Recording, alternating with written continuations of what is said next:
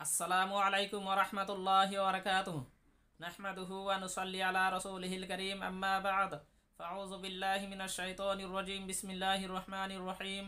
व इन्नका लअला खुलुक़िन अज़ीम। अलाया। महतरम सामीन किराम, मैं आप लोगों के सामने कुरान करीम से एक आयत तिलावत की है।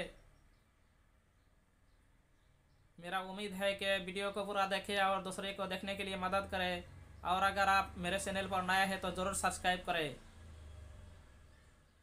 कुरान करीम के 29वें पारा में सूरा कलाम के पहले रुकू 4 नंबर आयत में अल्लाह ताला इरशाद फरमाता है, व इन्नका लअला खुलुक़िन अज़ीम। और बेशक आप बहुत उम्दा अखलाक पर है।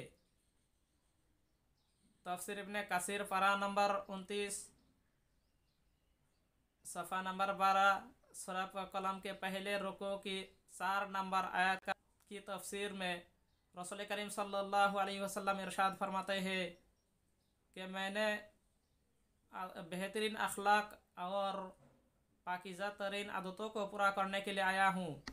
मिशकात शरीफ की एक हदीस, हज़रत अबू दरदा रज़ियल्लाहु ताला अन्हु फरमाते हैं कि मैंने रसूल करीम सल्लल्लाहु अलैहि वसल्लम को ये फरमाते हुए सुना कि क़यामत के दिन जितने चीज़ें तराजू में रखी जाएगी उनमें से एक चीज़ भी हुस्न अखलाक से भरी नहीं होगी, और अच्छे अखलाक वाला उसके ज़रिया रोज़ादार और नमाजी के दर्जा तक पहुँच जाता है।